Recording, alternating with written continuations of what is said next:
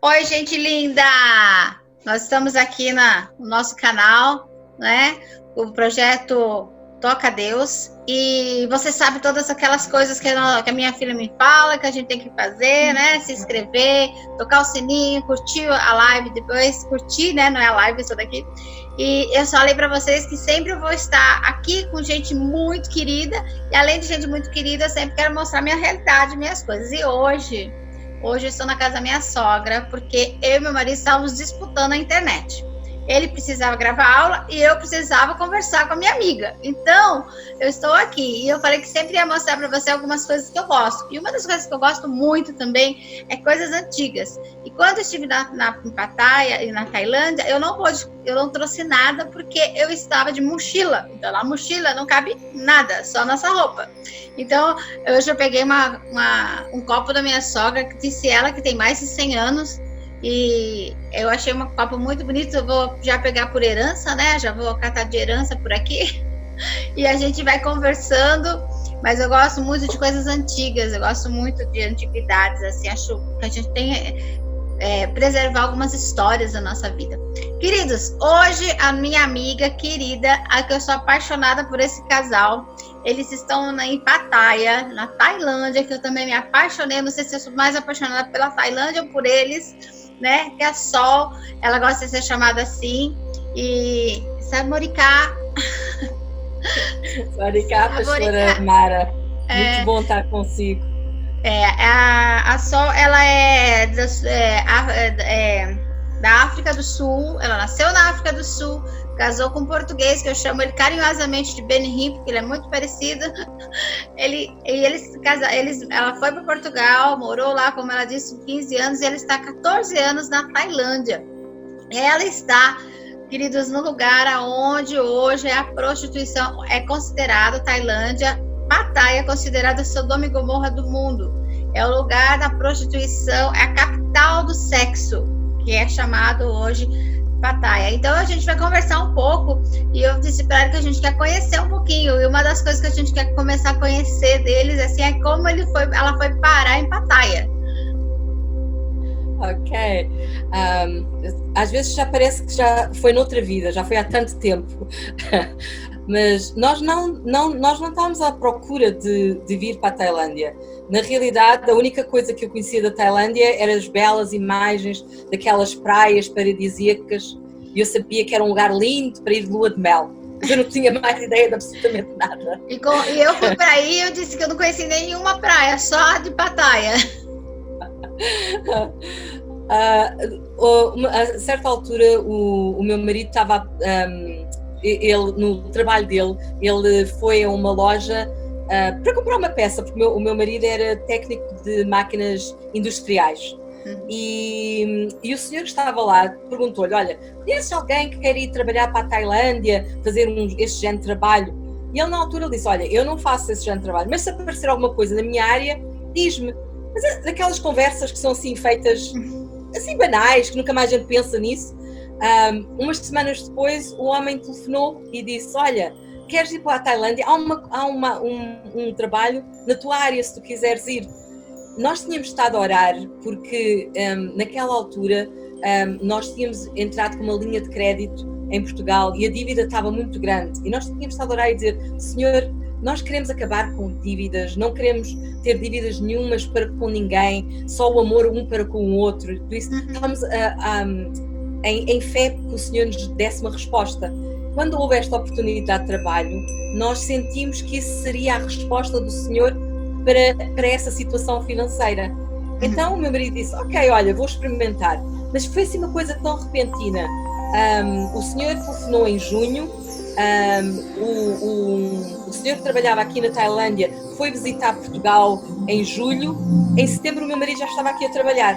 Foi assim uma coisa espontânea, e nós pensámos: ok, Deus, tu estás a dar resposta à nossa oração, nossa vida financeira vai ser transformada, e graças a Deus, Deus funcionou nessa área, mas Deus tinha outros planos que nós ainda não conhecíamos nessa altura. Isso. Aí vocês chegaram, a gente quer saber um pouco assim, uma das perguntas que eu tenho no meu coração é que você está hoje, né, você deixou toda a sua vida em Portugal, você aqui Europa, né? Querendo querer Europa, com várias condições, muitas praticidades, né? Que eu já estive em Portugal. Né? Como que para você hoje, né? Qual o seu sentimento de hoje você morar?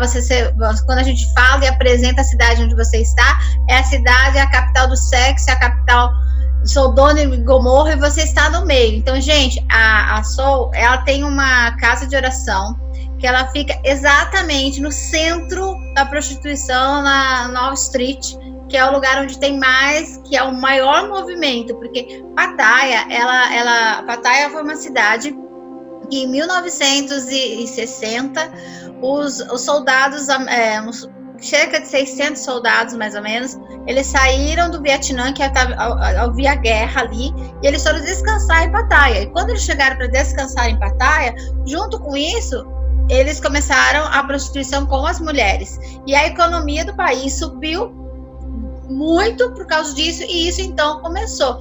Hoje a Tailândia em si, Pattaya, ela recebe mais de 1 milhão de turistas homens para usar da prostituição na Tailândia. Então, é algo muito sério. Então, qual é o teu sentimento e a tua realidade? Conta um pouco da tua realidade do dia a dia, como você vive, porque você está todo dia ali no centro, né? Inicialmente, quando eu cheguei cá, foi um choque imenso, porque nós sabemos que prostituição existe em todo o mundo, mas nas outras partes do mundo é preciso nós procurarmos para encontrarmos. Aqui não, aqui a prostituição está em todo o lado. Faz parte da cidade, né, pessoal? Faz parte da cidade, faz parte da cultura. Eu acho que as próprias pessoas pensam que é normal. Já faz tão parte do dia a dia que eles quase aceitam, infelizmente quase aceitam como normal. Você sabe, acrescentando isso que você falou, que faz parte da cidade, né? É que a gente tem que entender um pouco realmente a história da Tailândia. No século XIV, mais ou menos, quando os chineses começaram a atracar os seus navios e começar a parar ali na Tailândia, os próprios tailandeses começaram a oferecer as suas mulheres como as suas concubinas, porque era normal eles terem as mulheres e as concubinas, e eles começaram a oferecer as suas mulheres e as suas concubinas aos chineses, aos navios que paravam ali.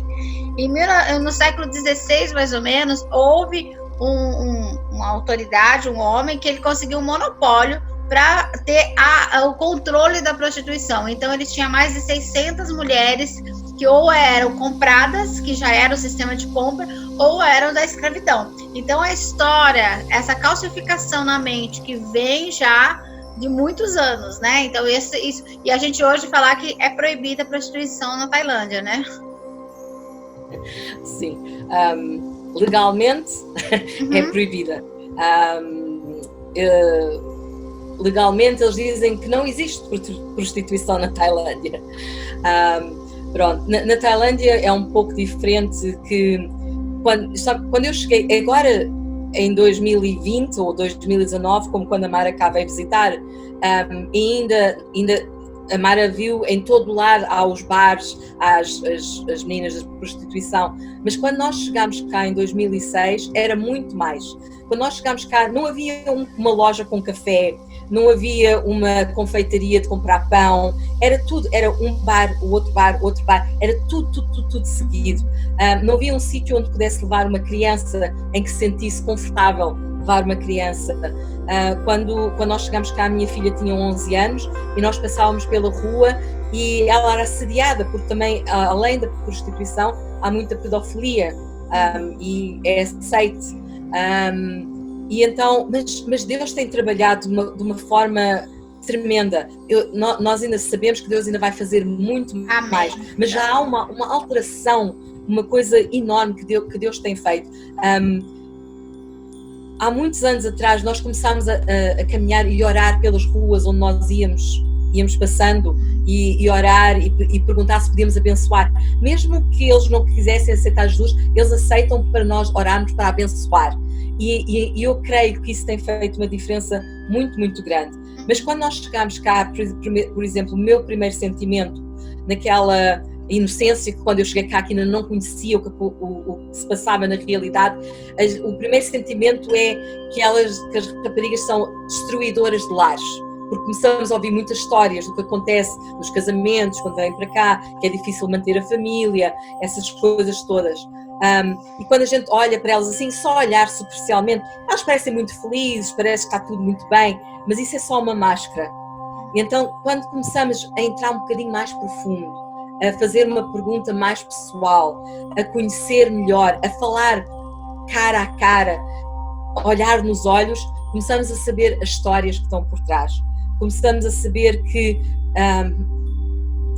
se calhar 95%, se não mais, não é por vontade, não é por querer que estão a fazer aquela vida, é por necessidade.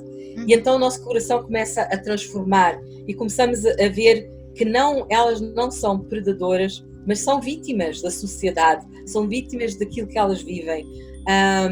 E temos visto, não só eu, como todas as pessoas que trabalham nesta área, temos visto que a solução não é só o trabalho que fazemos aqui em Pattaya. A solução é transformar a mente do sítio das aldeias, de onde elas vêm, das aldeias, para elas não saírem das aldeias delas, para virem para Pattaya. Porque a maioria dessas raparigas, elas têm na mente, ou é-lhes transmitido, que em Pattaya elas vão conhecer um estrangeiro que lhe vai mudar a vida, que elas vão casar, que ele vai poder comprar uma casa para a família delas, e então todas vêm com esse sonho desse príncipe encantado. Então, todo mundo, né? Todas as pessoas no meio da prostituição é o sonho de mudar de vida. Elas entram já pensando em mudar de vida, né? Na verdade.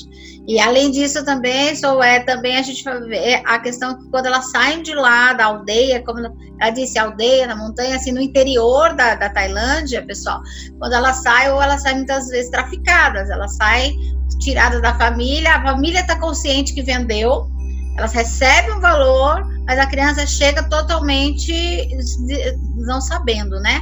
Então, a pedofilia é algo que a gente viu muito forte aí, a gente viu coisas que é muito difícil para a gente relacionar na nossa mente, né? Eu vi também na questão, quando você fala, né, você está todo o tempo ali, e depois a gente quer gravar, nós vamos gravar um outro vídeo, pessoal. Vamos gravar, esse vídeo já vai ser dividido em 2 partes. Nós vamos falar também que ela tem um trabalho também com as mulheres. Ela começou um trabalho com aquelas famílias que iam e também tinham esse sentimento com relação à situação, né? Mas o seu dia a dia hoje, quando você chega lá, que falou que hoje já está diferente. Já é completamente diferente. Na realidade, o sentimento que eu tenho é um sentimento de compaixão. Quando eu olho, não vejo a prostituta, mas vejo a mulher que Deus ama e que Deus tem planos e que pode mudar a vida totalmente. É uma mulher que tem valor, porque elas chegam a um ponto que elas pensam que elas não têm valor e que têm que aceitar o que a vida lhes traz, porque elas não têm valor, mas elas têm valor, e Deus tem mostrado, dia após dia, Deus tem mostrado que elas são as pérolas, e que a pérola também é tirada do fundo do mar, onde está a sujidade toda, onde está, em inglês diz-se mud, lama, e a pérola é tirada da lama. E estas mulheres, Deus quer tirar elas da lama, que Deus tem um propósito para a vida delas. É verdade. E nós temos visto aquelas que têm respondido e nós isso vamos falar na próxima vez, mas a vida transformada completamente, elas até as expressões faciais tudo modifica quando Deus consegue entrar no coração, e depois a paixão que elas têm de falar sobre Jesus a outras, a tentar trazer a mesma liberdade que elas tiveram, a tentar trazer isso para toda a gente possa saber. E então eu tenho visto essa transformação dia após dia. Então, cada vez que eu olho para uma dessas raparigas, eu penso com esperança do que pode vir, da alteração que Deus pode fazer. Eu já não olho como... eu tento não olhar para ela o que ela está a fazer. O trabalho dela não define quem ela é, mas eu olho para o propósito que Deus a criou. Essa é a única forma que eu posso lidar dia após dia com essas raparigas. E como você disse, né, porque quando a gente fala de uma mudança, para nós aqui no Brasil é algo muito fácil, porque se torna fácil, porque aqui nós temos igreja, nós viemos a gente passou pelo catolicismo, né, pela aceitar o Senhor, ter um Deus, já conhecer Jesus de ouvir falar, ou mesmo que você vem de uma tradição, né, e a gente tem que entender que ela sai do budismo, então é uma transformação, é uma metamorfose total, né, e além disso, eu quando estive aí, esse ano, o meu projeto, né, a Saltinha e o seu esposo me convidaram para estar com eles ali, né, na igreja, e o meu projeto, que o senhor já tinha liberado uma palavra também, na questão, eu queria ficar um mês, um tempo maior em Pattaya, mas sei que o senhor vai providenciar depois dessa pandemia toda, mas a gente também, o que me chocava muito, muito, muito, muito, é que a gente via na cidade uma facilidade, no sentido de, para a cidade, como aquilo se tornou uma renda tão grande, a gente via o policial ali, a gente via as crianças, né, e o sistema do tráfico, o sistema da prostituição, principalmente com as crianças, né, a gente podia falar um pouquinho das crianças, que é muito chocante, né, a gente sabe que a gente tem parceiros e tem situações que a gente não vai colocar aqui, né, de resgate dessas crianças, mas o dia a dia do que você vê com relação à pedofilia ali. Em relação à pedofilia, é uma coisa... Nunca nos vamos habituar a ver isso. É uma coisa que choca sempre. Sim. Mas também temos que estar muito atentos, porque muitas vezes quem não se aperceber do que está a passar pensa que é uma coisa inocente. Que a criança vem vender uma rosa e não vê que por trás do vender aquela rosa a criança está, ou quem manda está a mandar a criança para que ela seja vista, que é para mais tarde ela ser disponível para os clientes. Então é coisas que sim, a situação da prostituição magoa, toca o nosso coração, mas a pedofilia é uma coisa por muitos anos que a gente vê, nunca vamos conseguir o nosso coração nunca vai conseguir aceitar. É muito duro. Muito. E na realidade quando vem com pedofilia, é mesmo só as organizações que estão mesmo treinadas e que estão undercover, eu não esqueci como é que se diz essa palavra em português, que ninguém sabe quem eles são. Sim, é a organização que a gente trabalha já o esquema sim. todo, né? Então já sim. É algo que a gente vê que ele já então, tem tudo pronto, a gente já tem tudo pronto, a gente só a questão financeira, né? Colocado a arrecadação do dinheiro e o trâmite todo é feito de uma maneira bem sutil, né? Tudo para o resgate dessas crianças. Porque senão, se nós nos aproximarmos da criança em qualquer forma pelo nosso próprio desejo, vamos pôr essa criança em risco, porque eles depois podem levar a criança para outro sítio. Então nós temos que fingir que não vimos e falar com as organizações que conhecemos, olha, você já tem conhecimento deste sítio, já têm conhecimento desta criança, e então eles depois é que tratam as coisas da forma profissional, da forma que podem fazer de uma forma segura. Enquanto que muitas das raparigas, nem todas, porque muitas das raparigas que estão em Pattaya também são traficadas. E são de menores também, né? Muitas são menores. E também há muitas que são de outros países. Há raparigas da África, há de outros países. As russas. Sim, elas vêm com promessas de trabalho, normalmente a dizer que vão trabalhar num hotel ou vão trabalhar tráfico, né? E quando chegam cá são retirados os passaportes e elas ficam em situações que não podem voltar à terra delas. Então, quando a gente fala do tráfico, realmente é nesse sentido, né? Porque às vezes a gente fala tráfico, as pessoas sempre pensam de uma maneira diferente. E quando a gente fala da questão do resgate dessas crianças, esse trabalho, né? Realmente o resgate a gente ter são parcerias, né? Eu digo aqui, a gente não faz nada sozinhos, então a gente tem que entender que há esses determinados departamentos, as ONGs, vamos dizer assim, aqui no Brasil. Então, o que a gente faz? Nós somos parceiros. Então, o que a gente faz? Nós olhamos a situação, estamos ali na rua, orando, olhando, espiando, e a gente sempre está em contato e vai fazer com que aquela informação, aquela criança ali possa ser resgatada através dessa, vamos dizer, uma boa máfia, né? Que eles têm os olheiros, eles têm as pessoas que negociam como se fossem cafetões também, aí eles tiram essas crianças e levam para um outro lugar para que elas sejam restauradas, tanto fisicamente, emocionalmente, espiritualmente. Então, esse é o trabalho com relação à pedofilia, né? E porque elas não têm uma vontade, elas estão, como a gente disse, elas são tiradas muitas vezes, o tio vai, pega aquela criança, fala que vai passear com ela e vai para Pattaya e vende aquela criança. Uma criança ali é uma base de $200, né? Mais ou menos. $200 a gente compra uma criança ali. Então, esse é um trabalho, a gente com os agentes, né, secretos, vamos dizer assim, fazem esse trabalho. A gente não pode dar muito detalhe, falar muitas coisas, mas se vocês quiserem saber mais, pode entrar em contato comigo aqui no Brasil, que a gente esse trabalho existe, sou parceira junto com a Sol e seu esposo lá em Pattaya, para desenvolver isso, para ajudar, para a gente continuar indo e fazendo tanto a parte espiritual, tanto quanto a parte emocional. Eu digo aqui que a gente precisa de recursos, muitas vezes é para comprar presente, né, Sol? É para ir até lá, é para comprar crianças, é para fazer todo esse trâmite.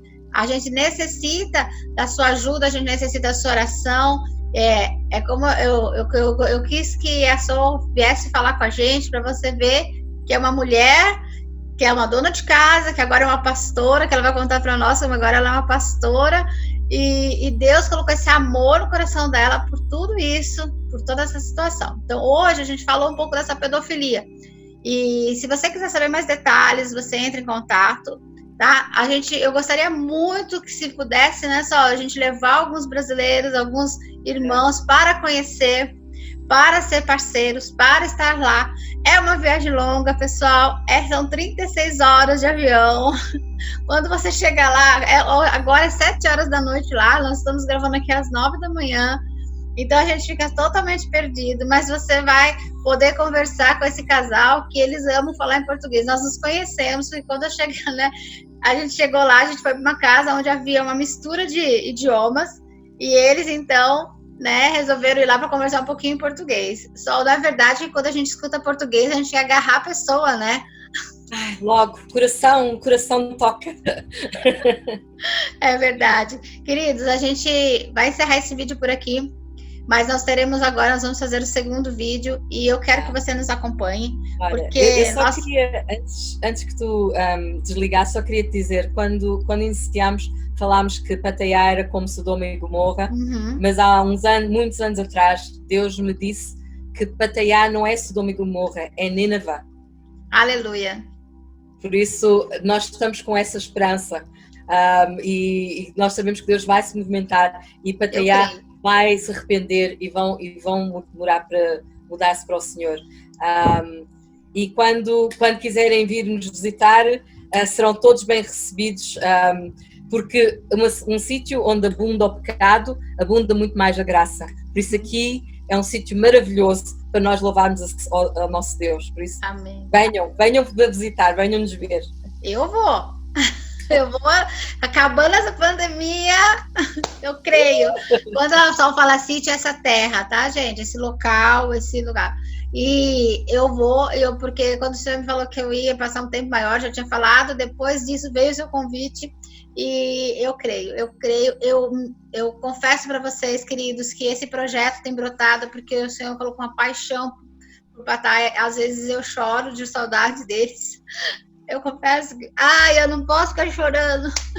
Eu choro de saudade deles. Eu me apaixonei por esse casal, por mais um casal que nós temos ali conhecido também, né? A Mabel e seu esposo.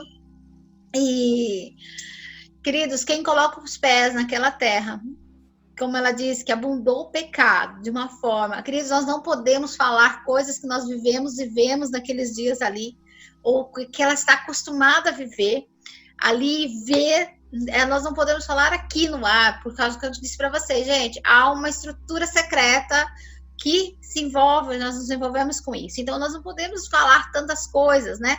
Mas no próximo vídeo, ela vai citar ela vai contar um testemunho de uma situação que ela viu e trágica, ok? Querida, amo você, tô louca para ir ver você e dar um abraço, viu? Muito obrigado e nós nos vemos no próximo vídeo, ok? Pessoal, já sabe, se inscreva, toque o sininho, curta aí e faz tudo aquilo que é para me falar certinho que eu nunca sei, ok? Um beijo para vocês, beijo, querida!